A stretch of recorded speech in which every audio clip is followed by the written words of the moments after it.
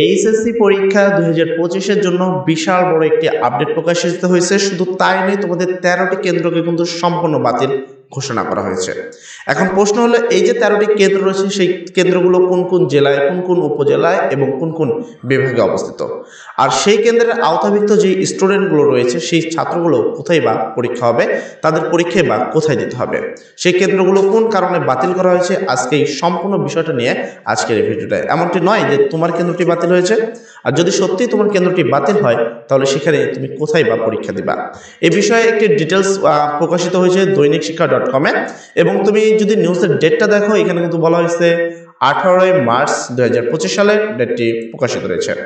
এবার আমরা যদি একটু খেয়াল করে, বলছে সব কেন্দ্রে পরীক্ষা সংখ্যা কম, সব কেন্দ্রে পরীক্ষার্থীর সংখ্যা কম, যার ফলে কেন্দ্রের ব্যয় উঠানোর কষ্টসাধ্য হয়। একই সঙ্গে শিক্ষকরা যেন আরো ভালো সম্মানী পান, এজন্য বাতিল কেন্দ্রের পরীক্ষার্থীদের অন্য কেন্দ্রে সমন্বয় করা হয়েছে। অর্থাৎ যে কেন্দ্রগুলো বাতিল করা হয়েছে, তার যে ছাত্রছাত্রীগুলো রয়েছে তাদেরকে আরেকটি কেন্দ্রে দিতে হবে। এখন প্রশ্ন হলো, তুমি তো বুঝতে পারবে না ঠিক যে তোমার কেন্দ্র কোনটি, তো এটার জন্য তোমাকে ডিটেলিং এটা বুঝতে হবে এবং ভালো করে দেখতে হবে যে কোন কোন কেন্দ্রের বিষয়গুলো বাতিল করা হয়েছে। এখানে বলা হয়েছে আসন্ন এইচএসসি ও সমমানের পরীক্ষা 13টি কেন্দ্র বাতিল করা হয়েছে। এসব কেন্দ্রে পরীক্ষার্থীর সংখ্যা অনেক কম, তাই বাতিল করে অন্য কেন্দ্রে সমন্বয় করা হয়েছে। ইতিমধ্যে বাতিল কেন্দ্রগুলোর কোড সহ শিক্ষা প্রতিষ্ঠানের নামের তালিকা প্রকাশ করা হয়েছে। মানে অলরেডি যেই কেন্দ্রগুলো বাতিল, সেখানে অবশ্যই একটা নির্দিষ্ট শিক্ষা প্রতিষ্ঠানের ছাত্ররা ওখানে কিন্তু পরীক্ষা দিচ্ছে। এবং কথা হলো, যে শিক্ষা প্রতিষ্ঠানগুলো কোনগুলো তাদের নামও কিন্তু অলরেডি প্রকাশ করা হয়েছে। এখন অনেকে বলবো, ভাই আমাদের কি বিদ্যালয়টা আছে কিনা বা আমাদের কলেজটা আছে কিনা আমরা দেখবো কিভাবে? হ্যাঁ, এই জন্য তোমাকে আমরা বলবো, তার আগে আমি একটু দেখে নিই। ঢাকা শিক্ষা বোর্ডের আওতাধীন থাকা সব উপজেলা নির্বাহী কর্মকর্তা এই তালিকা পাঠানো হয়েছে। মানে ঢাকা শিক্ষা বোর্ডের একটা ওয়েবসাইট রয়েছে, সেখানে গেলেও এই তালিকাটা পাওয়া যেতে পারে। মঙ্গলবার 18 মার্চ দৈনিক শিক্ষা.com-কে ঢাকা মাধ্যমিক ও উচ্চ মাধ্যমিক শিক্ষা বোর্ডের একাধিক কর্মকর্তা এই তথ্য জানিয়েছেন। ঢাকা বোর্ডের পরীক্ষা নিয়ন্ত্রক অধ্যাপক এস.এম. কামাল উদ্দিন হায়দার বলেন, এইসব কেন্দ্রে পরীক্ষার্থীর সংখ্যা কম, যার ফলে কেন্দ্রের ব্যয় উঠানো কষ্টসাধ্য হয়।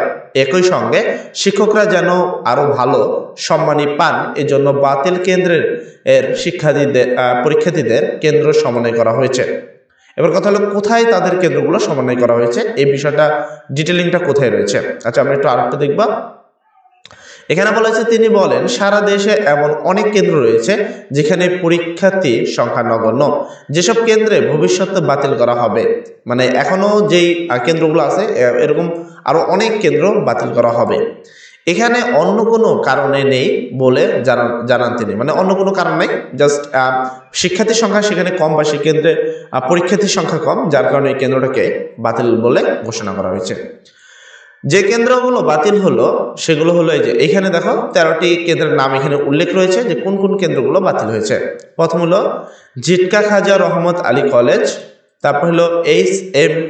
ইনস্টিটিউশন, তারপর হলো কাজী সিরাজুদ্দৌলা ইসলাম মহিলা কলেজ, তারপর হলো সৈয়দ আবুল হোসেন কলেজ, বীর মুক্তিযোদ্ধা শাহজাহান খানের কলেজ, তারপর D K. Ideal Syed Atahul Ali academy ও কলেজ, তারপর হলো কদমবাড়ি ইউনিয়ন মহাবিদ্যালয়, তারপর হলো ইলিয়াস আহমেদ চৌধুরী কলেজ, তারপর মসজিদ Jourina foundation school and college, Haji Shariat Ullah degree college, Lalmia city college, তারপর রহিম সাত্তার আইডিয়াল কলেজ, তারপর হলো বিক্রমপুর আদর্শ কলেজ। এই যে 13টি কলেজ রয়েছে, এই 13টি কলেজের পরীক্ষার যারা এখানে পরীক্ষা দিত তাদের পরীক্ষাগুলো কিন্তু এখন আর এখানে হবে না। এবার কথা হলো, এরা কোথায় যাবে পরীক্ষা দিতে? প্রসঙ্গ, চলতি বছরে এইচএসসি ও সমমানের পরীক্ষা 26শে জুন থেকে শুরু। মানে 26শে জুন থেকে কিন্তু তোমাদের অলরেডি পরীক্ষা শুরু হয়ে যাবে। এই পরীক্ষা শেষ হবে 10ই আগস্ট, আর ব্যবহারিক পরীক্ষা 11 আগস্ট থেকে 21শে আগস্ট পর্যন্ত শেষ হবে। এর আগে প্রকাশিত সময়সূচি শিক্ষার্থীদের জন্য বিশেষ নির্দেশাবলী দেওয়া হয়েছে। তাতে বলা হয়েছে, পরীক্ষা শুরু 30 মিনিট আগে অবশ্যই পরীক্ষার কেন্দ্রে আসন গ্রহণ করতে হবে। প্রথমে বহু নির্বাচনী মাননীয় ভিত্তিক প্রশ্ন এবং পরে সৃজনশীল প্রশ্ন দেওয়া হবে।